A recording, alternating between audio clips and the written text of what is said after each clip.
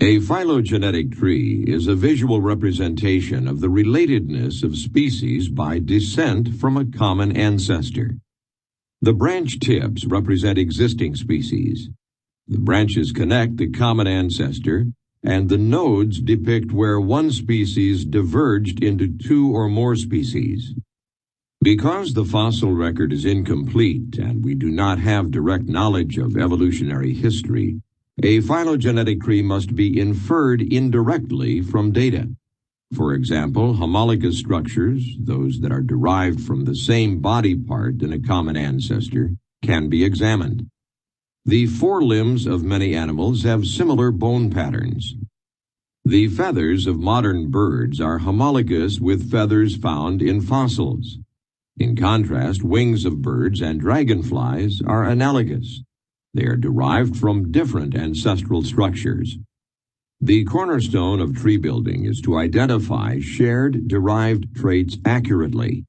Species that share derived characters belong to a clade. A derived character shared by clade members is called a synapomorphy of that clade. One of the most basic ways to distinguish between ancestral and derived traits is by outgroup analysis. In this approach, traits of the group being studied, the in-group, are compared to traits of a very close relative that clearly branched off earlier, the outgroup. A cladogram is a phylogenetic tree inferred by clustering synapomorphies. In general, cladograms only indicate the order of evolutionary branching events, not the timing of these events. How do we decide whether a tree is more or less likely to be correct? Shared derived characters may have evolved independently as the result of convergence, or may be lost within a group as the result of reversal. For example, adult frogs do not have tails, a trait that unites gorillas and humans. Grouping frogs with salamanders is favored because it requires loss of only one trait, the tail.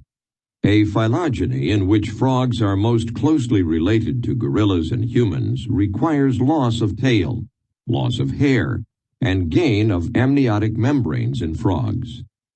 In the 1970s, researchers began to use molecular characteristics such as comparisons of DNA, ribosomal RNA, and protein subunit sequences to construct phylogenetic trees.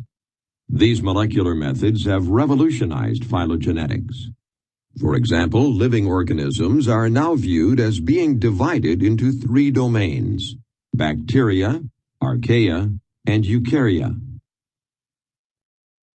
Molecular methods have resulted in a dramatic rearrangement of the protists. Although the fungi are recognized as a kingdom, the algae are now viewed as being scattered among various groups of protozoa.